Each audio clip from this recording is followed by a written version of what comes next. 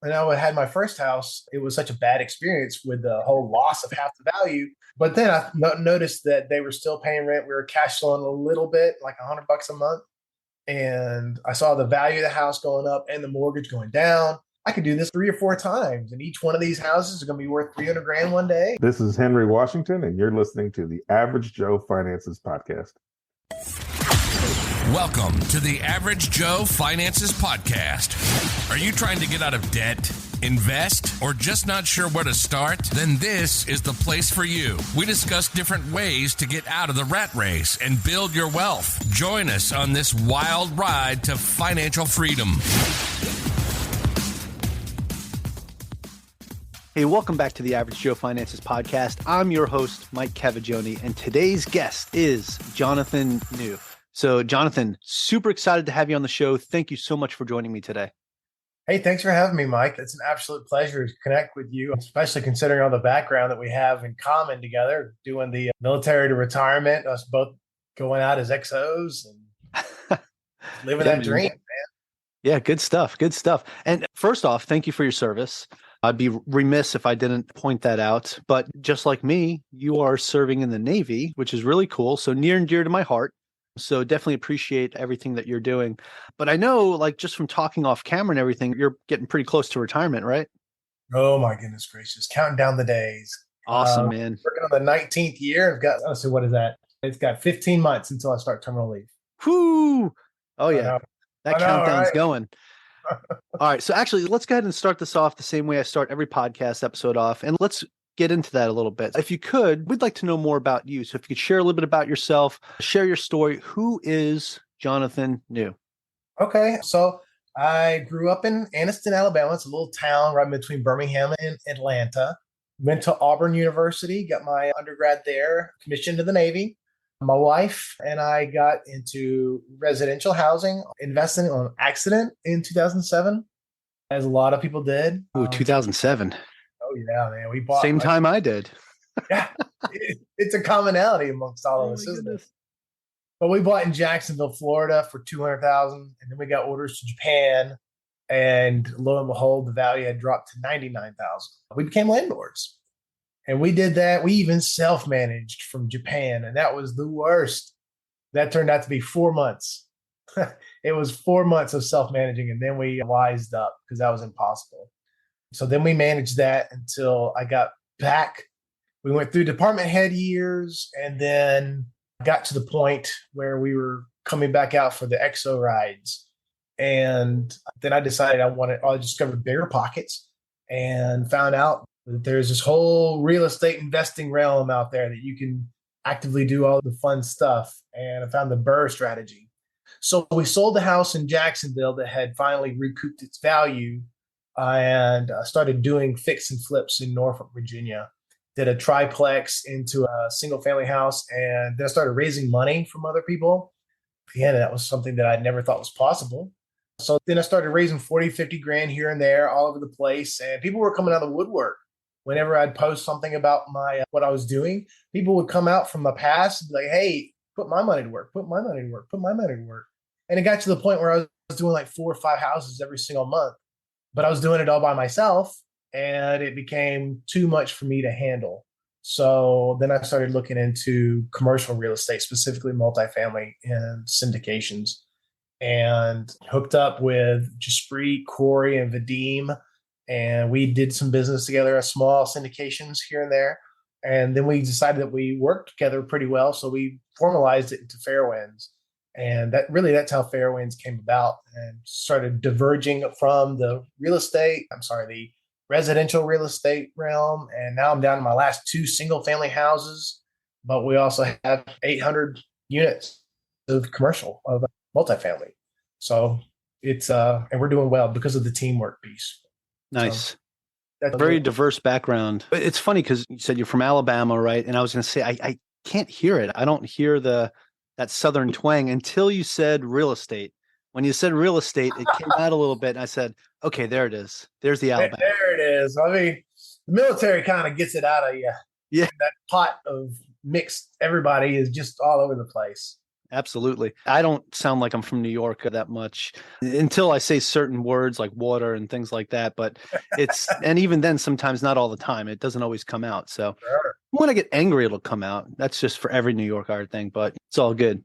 Okay. So cool. So pretty diverse background. You started off doing the fix and flips, right? Out in the Hampton Roads area. Actually, you started off by buying that first property in 2007 in Jacksonville. So I was on recruiting duty around that same time. And I had bought a house in Waynesboro, Virginia in 2007.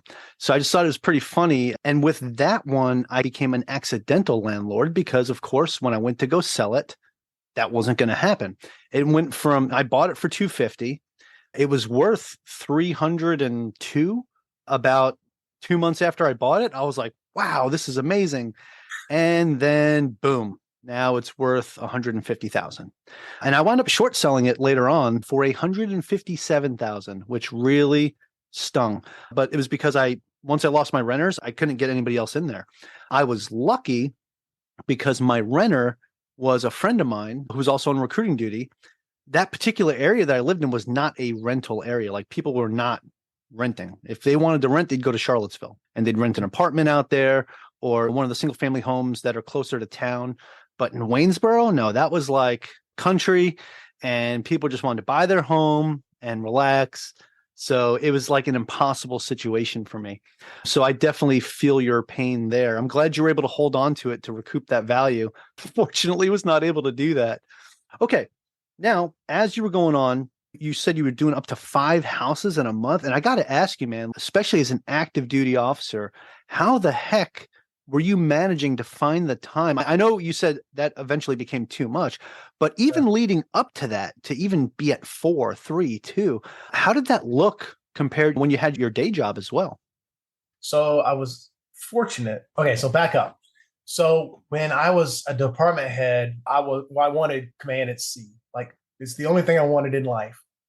And we all know what we sign up. We think we know when we sign up for military service. We think we know that we can handle all the sacrifices that come along with it being deployed and missing the birth of a son.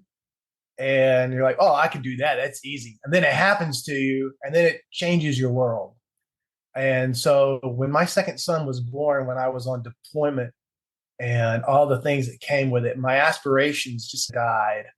And I decided that I wanted to be present for my family and to be there. So I designed the rest of my career such that I would be present for them. And which included going to it's like EXO Special Mission, which is like a substandard. It's like the lowest round that you can go and still upwardly be mobile in the Navy. So I volunteered to leave shore duty early and go to an aircraft carrier as the damage control assistant, which is a mid-level job. But I'll never make 06, but I have a good chance of making 05, which I actually did. So I sidetracked my own career to be able to do that and to have time. And the aircraft carrier that I went to was in dry dock. It's a mid-life cycle refueling. So we were getting into which carrier? The George Washington. Okay. So you were there after us? I was on Theodore Roosevelt during the RCOH. RCOH, baby. Yeah. So were you but it depends. RCOH is not the same thing. Were you there in the beginning or the end of RCOH? The last year and a half of it. And then we got operational, and I was one of the first people to qualify as OD on there. And that made life kind of hell when there's only a few of us. Yeah. So you were actually working. I was there in the beginning, and we were done at 7 a.m. Setting up Connex boxes and Connex boxes and just sitting there putting everything in a layup, and then you're going home at 11. So that's how I was able to get into all the big time real estate. Nice. And then the second carrier I went to as the auxiliaries officer, they were also in dry dock, and that was the last ship I was on. Awesome. That's how I was managed. I just managed my own career to make sure that it was kind of dead ended. To be able No, that's great. I wish I had the opportunity to experience what the beginning of RCOH looks like. That's okay. When I got there, it was quite busy. But yeah, by being able to gear your career that way, you open up the door to have the time to take care of these other things. I feel like a lot of folks in the military, we get caught up in this mission first mentality. And a lot of people do forget about the ones we leave behind at home, right? I know that having two daughters completely changed the trajectory of how I want to have my career go. It's the same reason why I said at 20, I'm done. I don't even want to get looked at for promotion. Like, I just want to be done. Putting your family at the forefront is also, that's a career sacrifice, right? We talk about the sacrifices we make on our family, but then you also make a career sacrifice by doing that as well. And you still have to sacrifice a lot of that time with your family, even with doing that. Definitely commend you for making the decision based on what you wanted to do for your family. So that's amazing, man. A lot of people have a hard time. They struggle with that decision. In doing that, you got up to the point where you were fixing and flipping 5 houses a month, which is mind-boggling to me while on active duty. But then you said, okay, this is becoming a bit much, switched over to multifamily. What was it that was so enticing about multifamily versus what you were doing? Economies of scale. And that's all it really boils down to. 100 units per project. You can do like 1 to 3 per year, and you're still like doing so much more business than you were doing 5 a month. And a single closing in multifamily is a little bit more stressful than a single closing in single family, but you're also getting 100 doors versus 1. That's huge. One of the best examples a buddy of mine told me when I was getting into a syndication with him was, when you look at it, if you have 100 units, right, single family units, and the time's coming around and you got to replace the roof or the water heater goes out or whatever, all these different things that can happen. If you're replacing a roof on 100 units, that's going to be 100 separate times that you're replacing a roof, and that's going to cost way more than replacing the roof on 1 or 2 or 3 that add up to 100 units. And it's just that much better. So when you talk about economies of scale, it's also what you're going to save in some of the costs that you save as well. It's not just the fact that, yeah, you got 100 units and they're all paying rent, and which is going to be much higher than if you just bought a single family. So of course, there's a lot more stress. The underwriting is a lot more difficult. There's a lot of things to factor in, but at the same time, like you said, the end product is it's a lot more numbers, right? A lot more zeros. Another good way to look at it too is that you're just adding more zeros. You're doing the same thing. You're just adding more zeros to it, right? So more zeros make people happy. All right, cool, man. Evaluated with the NOI instead of having to go out and look at all the other houses that have sold and see if they're comparable. You just go through the T12 and figure out what your NOI is, and then find out what the average cap rate is for around there. And then there you go. There's your valuation. Yeah, 100%, man. Awesome. So now you got together with your partners, right? They're all in the Navy as well, right? Yes, except for Jaspreet. Jaspreet was a merchant. Okay, well, close enough. Right? And sometimes they spend a lot more time underway than we do. Yeah. That's definitely for sure. Okay, cool. So now how did you guys actually connect that initial time and get together? Was it just a shared interest in real estate? Did you guys meet at a meetup? Like, how did that look? So Jaspreet was a lender for me. And then Corey, Vadim, and I were met up at meetups. Vadim is the only one that went straight into commercial. God bless him. I love the guy. I can't believe he did that. It takes a lot of balls for people to skip the residential side and just go straight into commercial. But he did it. He just got out of the Navy recently, about a year ago, and then Corey retired. Nice. Okay. Yeah. Now you got started in real estate because you said you were checking out bigger pockets, right? Yeah. And I had my first house. It was such a bad experience with the whole loss of half the value. But then I noticed that they were still paying rent. We were cash flowing a little bit, like $100 a month. And I saw the value of the house going up and the mortgage going down. I was like, hey, this could be something. And I could do like this. I could do this 3 or 4 times. And each one of these houses is going to be worth $300,000 one day. And that's $1 million. I could be done for life. And that's when I found bigger pockets. And nice. Opened the eyes up to everything. That's fantastic. Now, okay. Now you guys all came together and you formed Fairwinds, right? Now, what is it for you? Like, what specific markets do you guys attack and look at? Most of everybody's still up in the Hampton Roads area, so we look up there. Okay. I live in Jacksonville, Florida now. Jaspreet lives in San Francisco, but we don't really look at San Francisco for an investing area. And believe it or not, our biggest footprint is in Houston, Texas. We just happened to get out there into a property out in Houston, and we haven't looked back ever since. So like 650 of our units are out in Houston. We've got another 700 coming on board here pretty soon. Awesome. Good deal. When you put all of this together, obviously there's a lot of work that's involved, right? So especially while you're still on active duty, where do you find your work-life balance while you're investing in multifamily? Oh, goodness gracious. It has to be part of a team. My skill set is way geared towards the acquisitions and underwriting piece of it.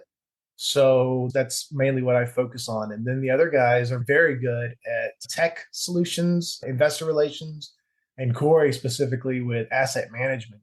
So it's a team balance that is set up specifically for our skill set so that our work-life balance can be better. Because if I'm having fun doing what I'm doing, then it's not really like work. Oh man, I say that all the time. If you're enjoying what you do, can you really consider that work? That's awesome. Absolute facts. Now, what do you do? Okay, because I know even when you're enjoying what you're doing, at a lot of times you have to deal with a lot of stress, right? Something goes wrong in a deal or something happens and the cost of lumber skyrockets or there's a supply chain issue.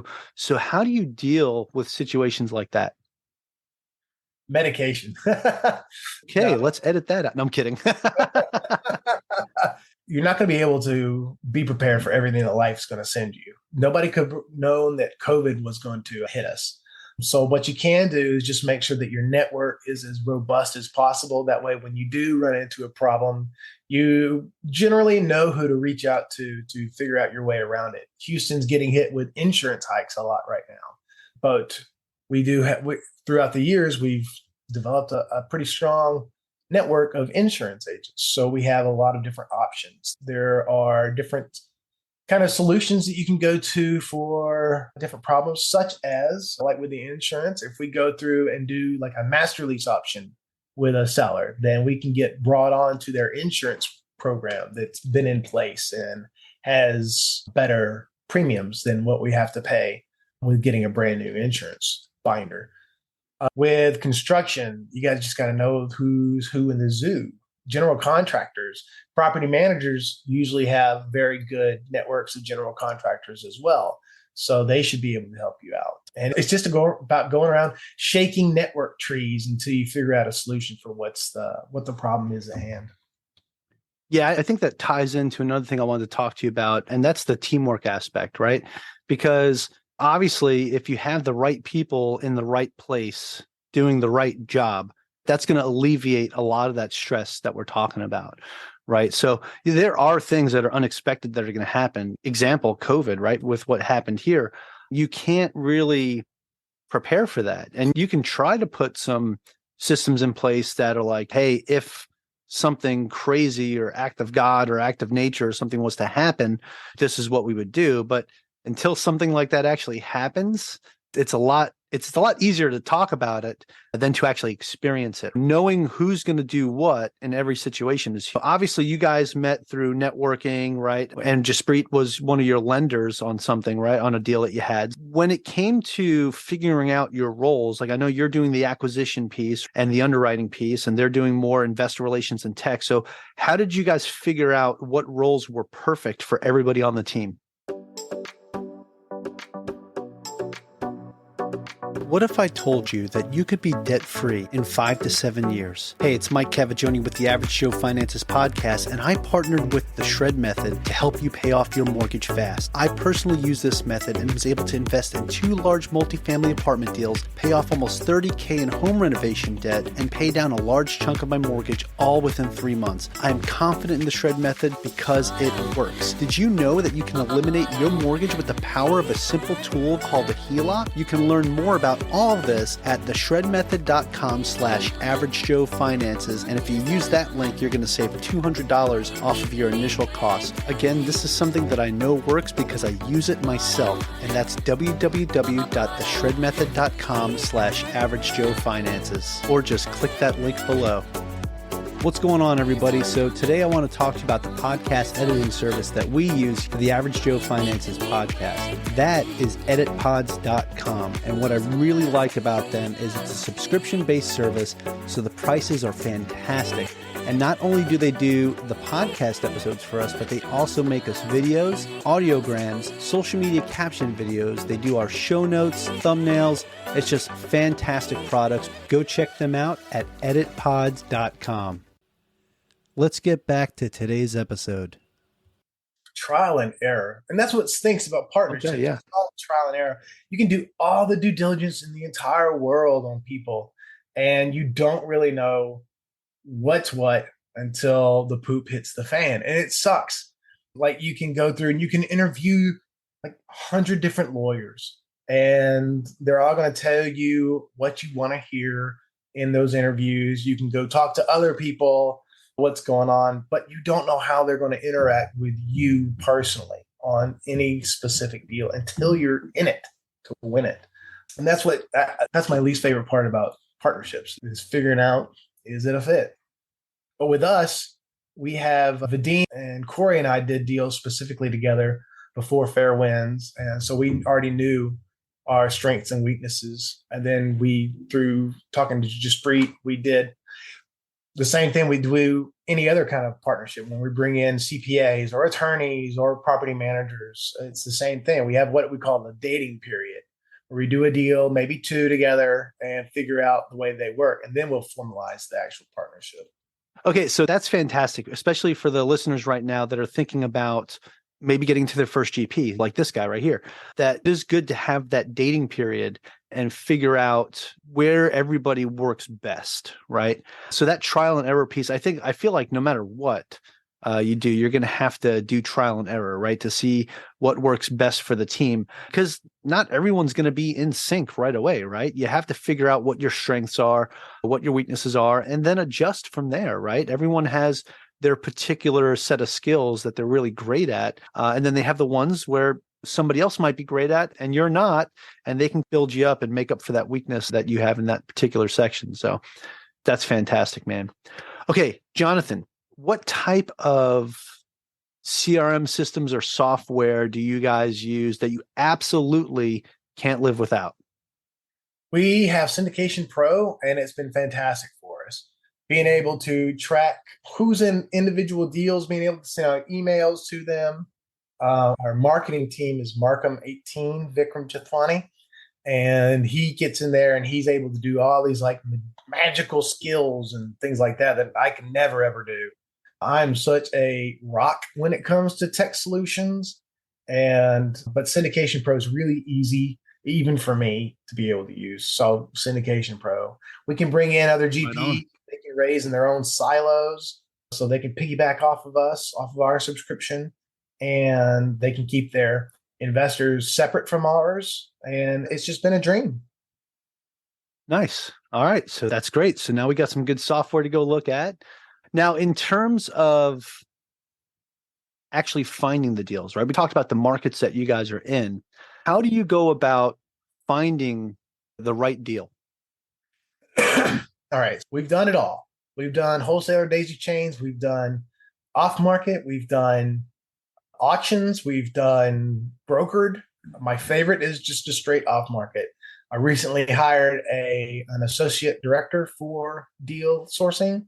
He's going to be reaching out to all these different not advertised properties that I identify off of our Yardi and CoStar access.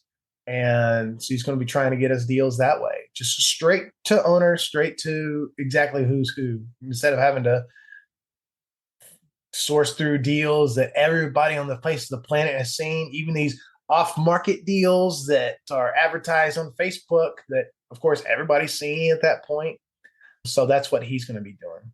Yeah, the pocket deals that fell through the hole in the pocket, and now everybody can see him lying on the floor.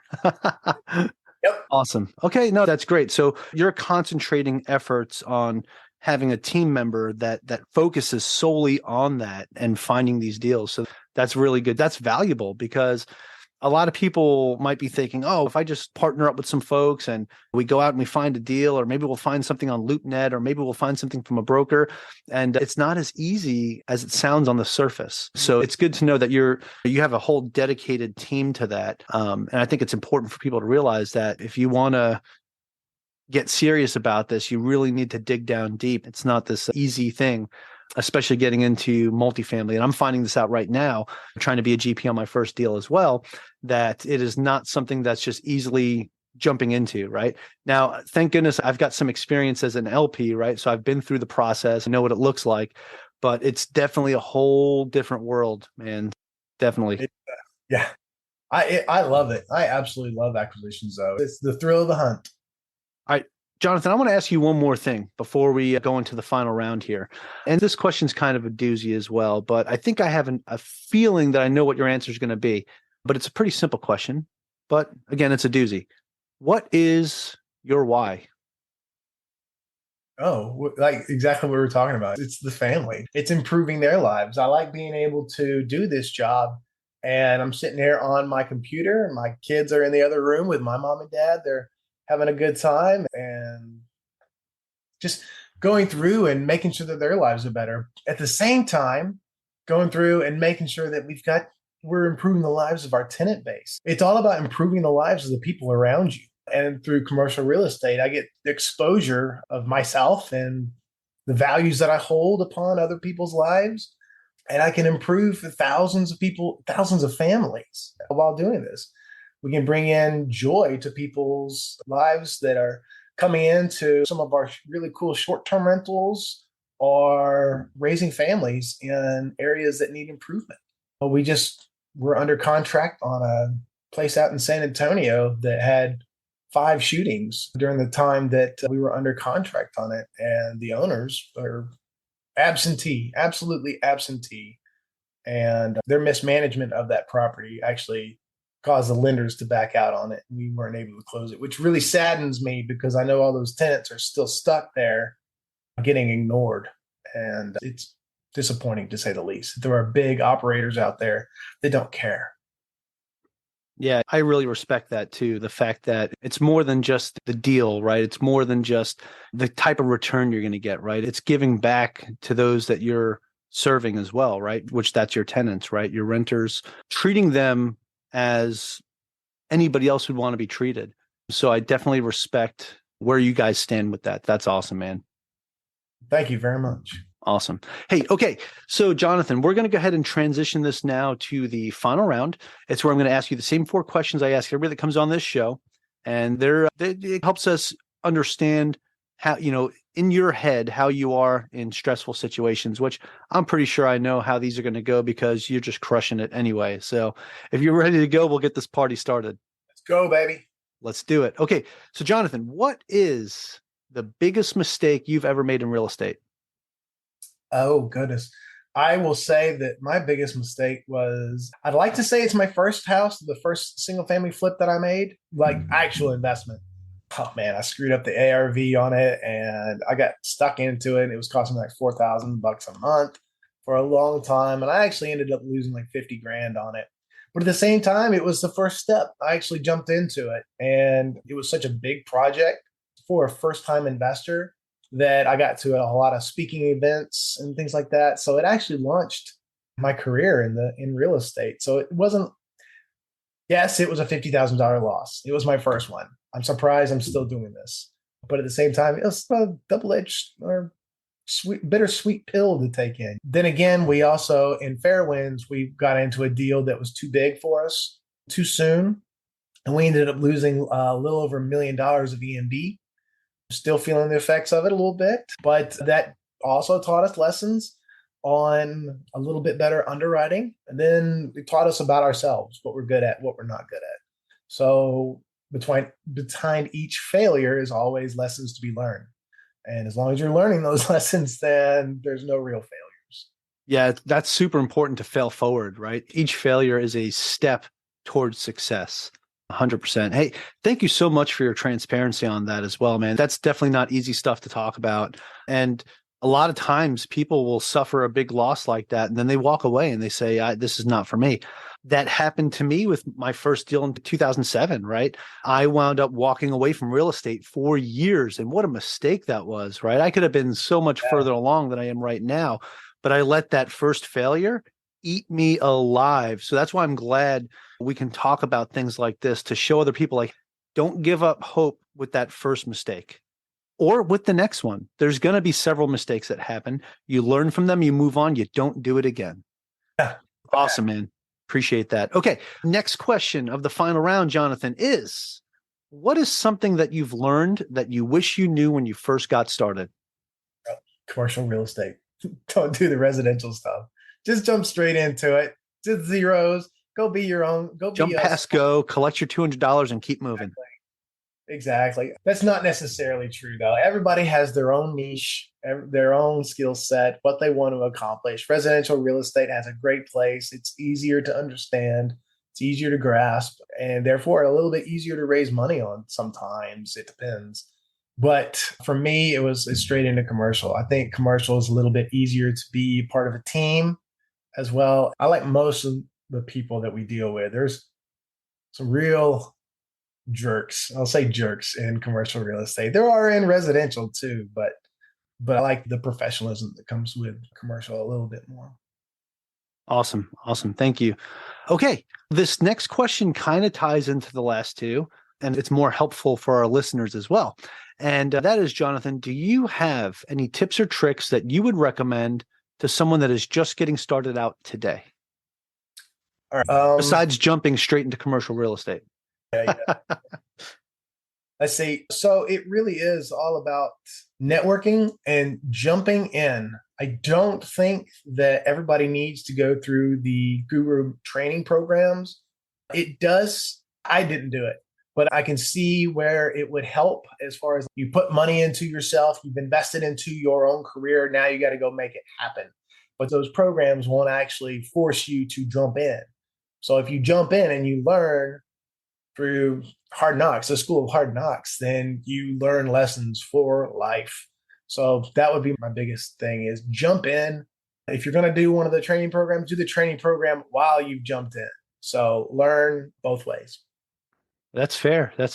I do encourage people to there are a lot of shams out there, but I always encourage people that if you find a good coach that's really going to push you, that's more value than anything, right? And you can learn from their mistakes, but also you are going to learn from your own mistakes as well. Like you said, school of hard knocks, definitely. Obviously, with some of the losses you were talking about, you've paid for your doctorate in real estate, right? So that's the type of education that you have to really understand that you're going to probably have to deal with. Is you're going to take some losses, but at the same time, with risk comes reward, right? There is no reward without risk. And any investment you get into, you're taking a risk, whether it's in the stock market or it's in real estate. At least with real estate, I know it's a tangible thing. You can touch it, feel it, smell it. Sometimes you don't want to smell it. But those are the things that people are always going to need a place to live, right? And that's why I love real estate so much. So definitely appreciate your answer to that. I do have one more question in the final round, and this is just an opinion-based question. And that is, do you have a favorite business, investing, or real estate related book or podcast, or both? So I really love Rocket Fuel by Gino Wickman. It talks about visionaries and like doers, and very much so defined, like it hit me on the head. I'm the visionary kind of guy. And when it comes down to actually like doing things, that's why we have Corey. But it teaches you, he really taught me a lot of awareness, a lot of business awareness. And he puts it in such a way that's entertaining and very much so an aha kind of presentation about the book. So that's why I recommend that book. It's great. Awesome. Definitely appreciate that. Rocket Fuel. I don't think I've had that one on my list yet. So I'm going to have to add that to my list of books that I need to get. So definitely appreciate that. Okay. So Jonathan, that is it for the final round. You survived. Pat yourself on the back. Great job. Woohoo. But hey, man, this has been a real treat to really dig into your mind a little bit, especially while doing this as an active duty officer. I know from experience myself while investing in real estate while on active duty, it is not the easiest thing. So again, I commend you on that. But at the same time, the way with what you shared with us today, with how to divvy up your time and build a team and have that work-life balance, these are the important ingredients to living a fulfilling life while doing this. I genuinely really appreciate it. This was an awesome interview, man. Thank you so much. Thank you. All right. Now, I do have one more question for you before we get out of here, because my listeners are sitting here saying, man, Jonathan's dropping some heat here. We really like what he's talking about. We want to know more about him and his partners. So where can people find more information about you guys, about you, about Fairwinds? And, do you have a website, social media, anything like that you could share with us? All four of us are on LinkedIn and Facebook. You can also go to our websites, www.fwcinvestments.com. I'm Jonathan at fwcinvestments.com. Reach out to me direct. That'd be great. Awesome. I will make sure I have those links in the show notes to make it easy for everybody. So you can just copy and paste or click away. Just don't do it while you're driving, please. Okay. Last thing I need is to know that somebody got hurt while listening to the Average Joe Finances podcast because you were in a rush to find out more about Jonathan. So don't do that. Okay. Hey, I just want to say again, Jonathan, thank you so much. This has been a real treat. And to my listeners, I want to thank all of you for joining me and our special guest, Jonathan New, on the Average Joe Finances podcast. Go leave us a 5-star review and tell us what you liked about today's episode with Jonathan. Aloha from Hawaii and have a great rest of your day. Thank you for making it to the end of this episode. Greatly appreciate you being here with me today on the Average Joe Finances podcast. If you haven't done so yet, make this the episode that you go leave us a 5-star rating or subscribe to our YouTube channel. The Average Joe Finances podcast is for informational and entertainment purposes only. Have an outstanding day. Thanks for listening to the Average Joe Finances podcast, your source for beating debt, saving money, and investing. Learn more at averagejoefinances.com.